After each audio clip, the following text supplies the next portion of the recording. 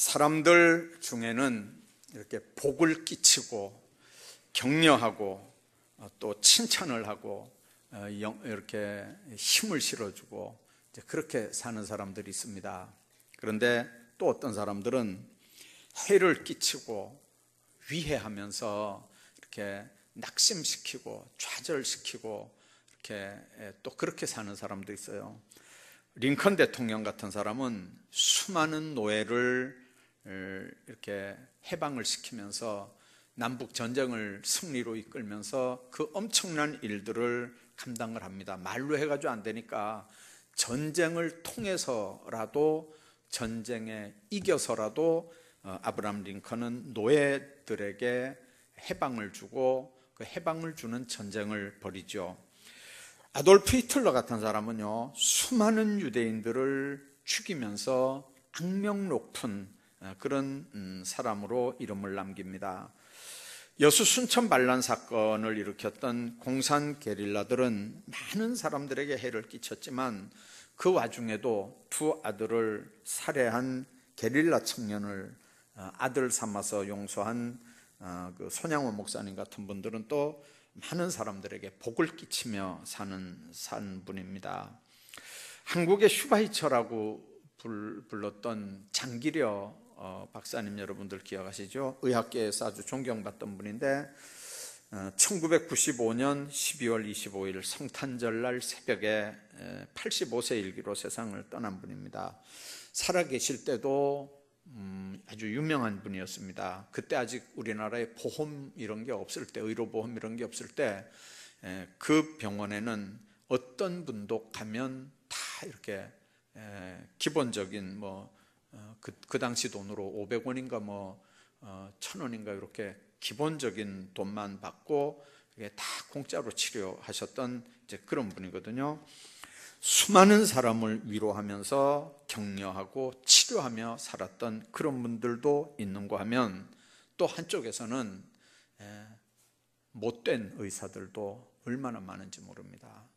요만큼 치료해놓고 이만큼 치료했다고 의료보험공단에다가 거짓말로 보고서를 내가지고 돈 받아가지고 아주 못된 짓을 하는 그런 의사들도 있고요. 하여튼간 세상에 보면요, 복을 끼치며 사는 사람도 있고 해를 입히며 사는 사람도 있습니다. 하나님은 하나님의 사람들을 부를 때 목적이 있어서 부르거든요. 뭔 일을 하라고 부를 것 같습니까? 세 가지 목적 때문에 부릅니다. 첫째는 거기서 떠나라. 아브라함의 삶에서 처음 나타나는 게 바로 그겁니다. 본토, 친척, 아버지 집을 떠나라. 고향과 친척과 아버지 집은 삶의 근거거든요. 그런데 이 부름에 순종하는 아브라함은 큰 삶의 전환점을 맞게 됩니다. 하나님의 말씀을 듣고 믿게 된 그 순간에 그 명령에 순종을 하고 그 순종 때문에 아브라함의 생애의 앞과 뒤를 갈라놓는 엄청난 변화의 사건이 바로 그 사건이 되는 겁니다. 여러분들, 아브라함의 원래 이름은 아브람이었고요, 메소포타미아 갈대아 우르에서 살았습니다. 어느 날 하나님께서 찾아오셔서 너는 거기서 떠나라는 거죠. 그때 무슨 아브라함이 대단한 믿음이 있었던 거 아닙니다. 그 사람은 우상 깎아서 만들어 파는 우상 세공업자 집안이었고요. 본인도 스스로 하나님 앞에 무슨 의로워서 하나님이 찾아가서 불렀던 거 아니거든요. 그때 하나님을 잘 믿었던 것도 아니고, 그런데 하나님이 일방적으로 아브라함 찾아가서 거기서 떠나라는 거죠. 우상 숭배하던 데서 떠나라. 우상 깎아 만들어 팔면서 먹고 사는 그 자리에서 떠나라. 떠나지 않으면 죽을 것 같은 일가 친척 똘똘 뭉쳐서 우상 숭배하는 거기서 떠나라. 하나님께서 아브라함에게 떠나라고 하는 건 바로 그겁니다. 모든 걸 그냥 버려두고 떠나라. 갈 바를 알지도 못하고 하나님의 명령 하나 붙잡고 가야 되는 상황이 됐습니다. 여러분들, 신앙은 우리에게 지금도 이런 걸 요구합니다. 버릴 걸 요구하고 떠날 걸 요구합니다. 포기할 걸 요구하고 명령에 순종할 걸 요구합니다. 그런 의미에서 신앙은 커다란 모험과 같습니다. 거기서 떠나면 죽을 것 같죠. 거기서 떠나면 여러분들 나이 75세에 거기서 떠나면 어디로 가겠습니까? 그런데 하나님께서 떠나라는 거죠. 조상으로부터 물려받은 땅덩어리를 믿고 살고 혈육을 믿고 살고 인과 친치를 믿고 살았는데 이제 그런 데서 떠나라는 겁니다. 그 말은 오직 하나님만 의지하라는 거죠. 나만 의지해라. 내가 인도하는 대로만 가라. 하나님만이 내 삶의 인도자고 내가 의지할 뿐이고 내 인생의 목표고 내 인생의 소망임을 고백해라, 그 말입니다. 때로는 우리가 떠나야 될 게 사실 많습니다. 내가 쌓아놓은 업적들, 내가 누리고 있는 여러 가지 특권들, 세상 사는데 부족하지 않도록 닦아놓은 많은 삶의 기초들, 때로는 하나님 앞에 서려면, 하나님의 명령에 순종하려면 이런 모든 것들을 내려놔야 될 때가 있습니다. 내가 의지하는 물질도 내려놔야 되고 고집과 편견도 내려놔야 되고 내 주장도 내려놔야 되고 교만도 자존심도 다 내려놔야 될 때가 있습니다. 하나님은 그런 것들을 우상이라고 얘기하거든요.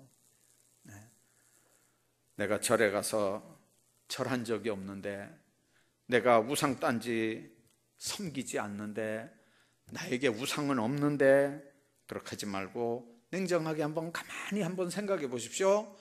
하나님 앞에 내가 지금 움켜잡고 있는 우상이 뭔가?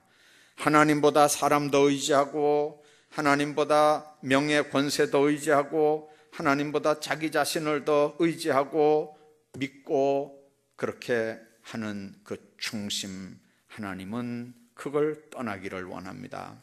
그래서 오직 소망을 하나님께만 둬라. 하나님만 바라봐라. 그럴 때 우리가 아브라함이 누렸던 하나님의 은총을 우리가 누릴 수 있습니다. 우리 소망은 오직 하나님께로 향할 때만 하나님의 약속 가운데 이루어지는 걸 믿으시길 바랍니다. 하나님은 아브라함에게 무조건 떠나라고 얘기하지 않습니다. 떠나라고 할 때 하나님은 놀라운 축복을 약속을 합니다. 이미 하나님께서는 그를 향한 크고 놀라운 계획을 가지고 계십니다. 2절에 있는 말씀 보니까 내가 너로 큰 민족을 이루고 네게 복을 주어 내 이름을 창대케 하리니 너는 복의 근원이 될지라. 옛날 성경은 그렇게 얘기했습니다. 지금 성경은 너는 복이 될지니라. 이 복이라고 하는 말이요, 히브리어로 베레카라고 하는 단어입니다. 이 베레카라고 하는 단어는 우리가 생각하는 복하고는요 전혀 근처도 안 간 단어입니다. 이 베레카라고 하는 단어가 뭐냐면요, 무릎을 꿇는 겁니다. 너는 복이 될지라 할 때 그 복이 베레카거든요. 그 말이 뭔 말이냐면 무릎을 꿇는다, 그 말이에요. 너는 무릎 꿇는 사람이 된다. 본토 친척 아비집을 떠났을 때 내가 너에게 주는 게 뭐냐면 너로 하여금 무릎 꿇는 사람이 되게 하겠다. 그게 무슨 복입니까? 무슨 큰 물질을 준다든지 뭐 땅덩어리를 준다든지 뭐 권세를 준다든지 무슨 뭐 눈에 보이는 뭐가 있어야 되는데 그걸 준다는 말이 아니고 무릎을 꿇게 한다. 이게 복입니까? 여러분들, 이 베레카라고 하는 단어가 바로 그겁니다. 무릎을 꿇는다는 거죠. 하나님의 은혜로 인간이 누리는 복, 은혜, 선물이 바로 베레카입니다.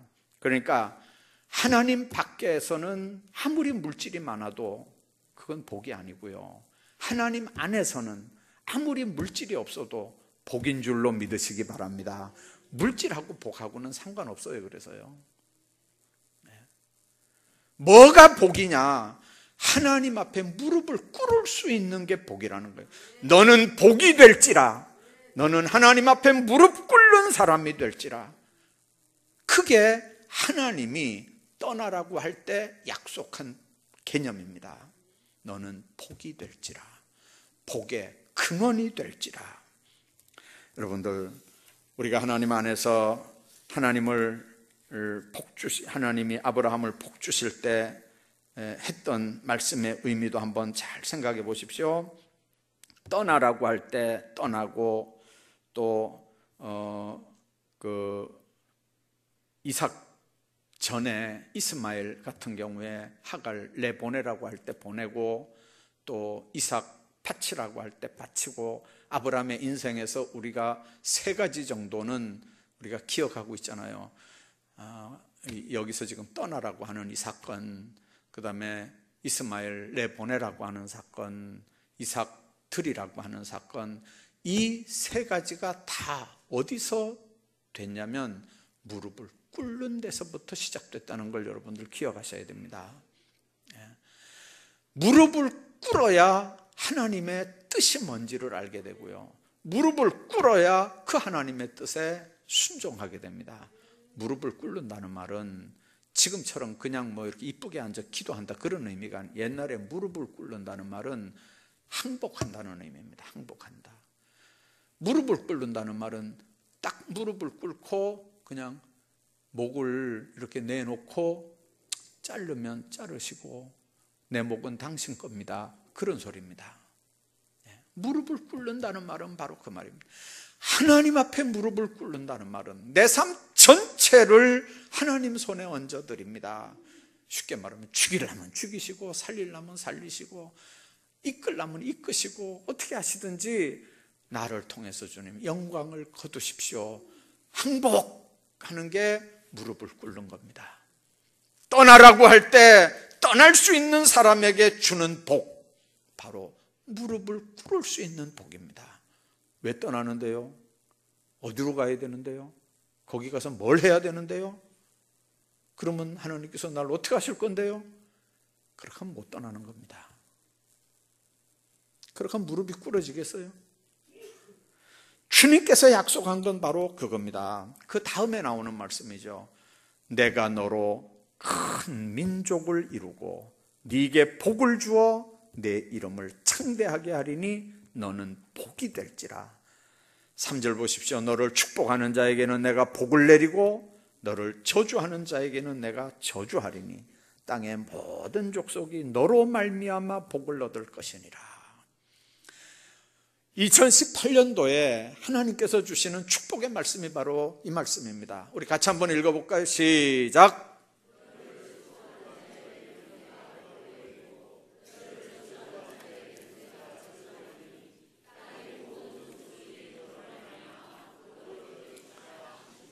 아멘. 주님이 두 번째로 우리를 부르신 목적이 바로 복을 주시려고 부르는 겁니다. 주님 앞에 무릎만 꿇으면 모든 삶들이 다 형통하게 이루어지는 거거든요. 그 중에 가장 무서운 복이 뭐냐면, 이건 무서운 복입니다.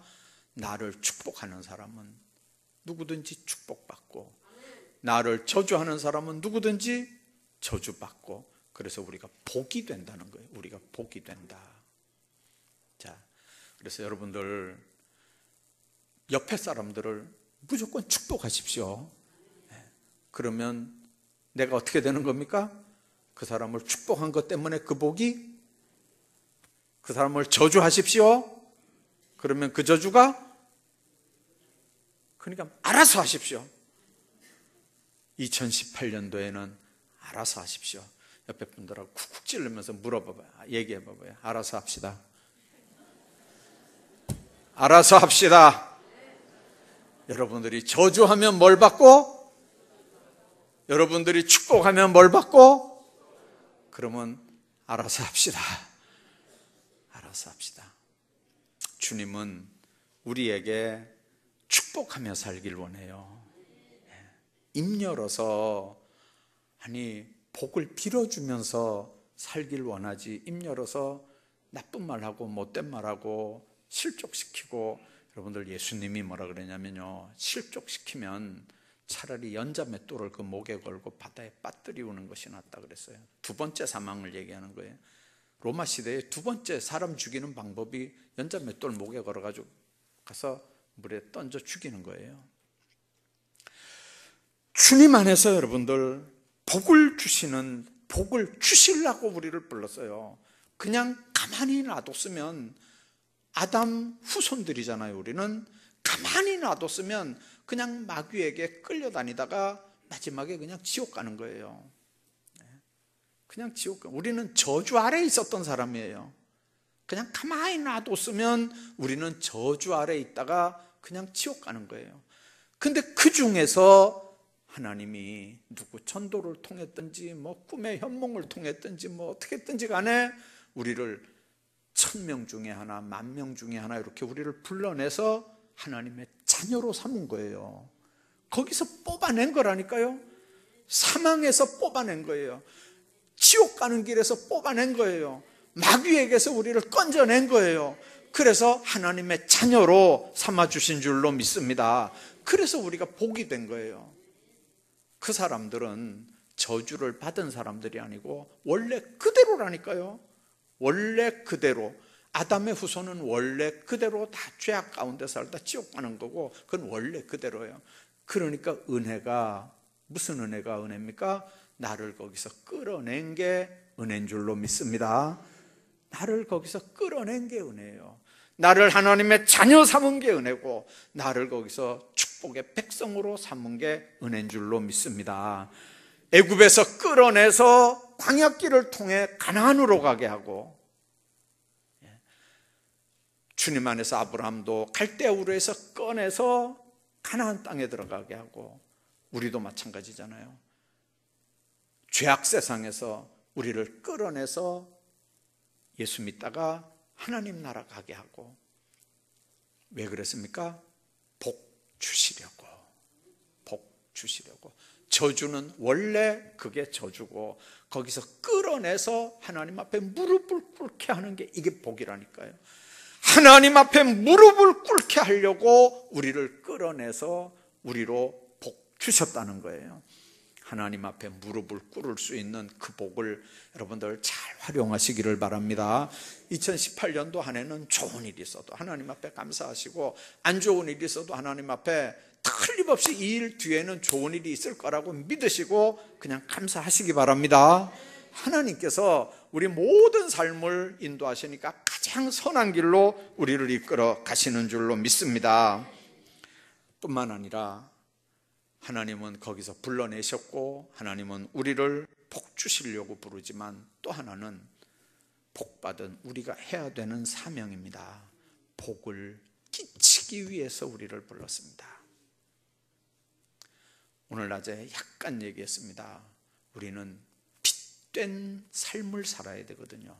우리는 소금 같은 사명을 감당하며 살아야 되거든요. 살 맛이 안 난다 그러잖아요, 요즘에. 그러면 내가 들어가서 살 맛을 나게 하란 말이에요.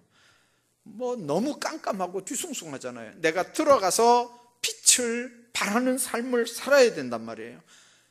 복을 끼치면서 살아라고 말이에요. 복을 끼치면서.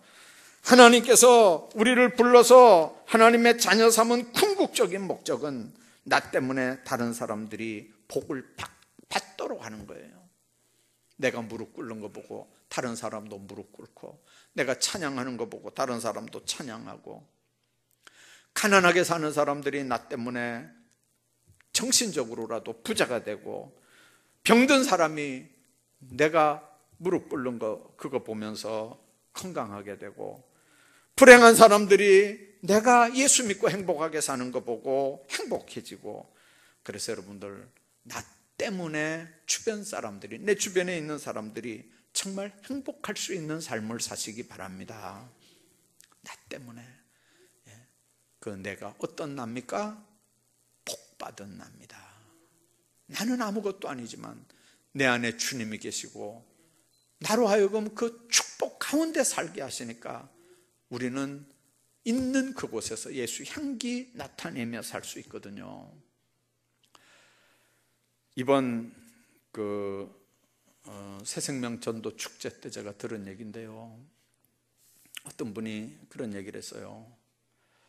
부부싸움 하는 분, 부부싸움을 아주 자주 하는 사람한테 전도를 했대요. 전도를 하다가 해가지고 나중에 그랬대요. 그렇게 부부싸움 하지 말고 예수 믿어봐. 우리처럼 행복한 부부가 돼. 행복한 가정이 돼. 다른 말에는 끄떡도 안 하다가요, 그 소리에 귀가 번쩍 뜨이는지 한번 가볼까? 이렇게 하더래요. 근데 그 사람 교회 나오도록 마귀가 가만히 놔두겠어요? 여러분들, 우리가 전도할 때도 마찬가지입니다. 전도할 때도 내가 이미 받아 누리는 복이 있어야 그 복을 사람들한테 얘기할 거 아니에요. 사과를 먹어보고 사과가 맛있는 걸 아는 사람이래야 그 사과를 이렇게 전할 수 있을 거 아닙니까? 하나님의 복을 누린 사람들은 복을 끼쳐야 되는 사명도 있습니다. 주님은 우리를 그것 때문에도 불렀다고 하는 걸 꼭 마음속에 믿으시기를 바랍니다. 하나님 안에서 사는 하나님의 사람들의 삶은 바로 그겁니다. 자신으로부터 복이 나오는 건 절대 아닙니다. 우리는 복을 전달하는 통로 역할만 할 뿐입니다. 복의 근원은 하나님이고요, 하나님께서 복을 내리면 우리는 그 복을 무릎 꿇고 받아서 전달하는 통로 역할만 하면 됩니다. 그래서 복을 남에게 전달하려면 전달할수록 하나님께서는 통로인 우리에게 복을 가득 채워줍니다. 여러분들, 나만 받아서 잘 먹고 잘 살겠다고 하면 하나님께서 그 사람 분깃만 주는데, 그 복을 받아서 여러 사람들에게 나눠주려고 작정을 하고 그런 삶을 사는 중심을 보시면 하나님께서 더 많은 것들을 채워주시는 줄로 믿습니다. 그래서 정말 나는 아무것도 할 수 없지만, 나는 그냥 무릎 꿇고 하나님 앞에 목내놓고 하나님 항복 이렇게 무릎을 꿇을 수밖에 없지만, 그러나 하나님께서는 그 모습을 보시고 나를 선한 길로 축복으로 인도하실 뿐만 아니라 나를 통해서 많은 사람들이 또 하나님 앞에 무릎을 꿇고 그 복을 누릴 수 있는 놀라운 것들을 우리가 누린다고 하는 걸 생각하십시오. 오늘 본문에서 믿음의 조상이라고 불리는 아브라함이 처음에 하나님의 부름을 받고 얼마나 고민했겠습니까? 그러나 하나님 앞에서 아브라함 나이 75세 때 사람들이 정말 오늘보다는 달랐다고 하지만 75세면 결코 적은 나이가 아니지 않습니까? 그 나이에 안정이 요구되는 그때에 믿음의 결단을 하고 떠나고 하나님의 명령 순종했더니 복이 되고, 그리고 이렇게 놀라운 축복의 조상이 되는 걸 오늘 우리가 기억하면서, 새해에는 여러분들 오늘 주신 말씀처럼 복의 근원이 되고 복이 되는 아름다운 삶들을 살기를 주의 이름으로 축복합니다.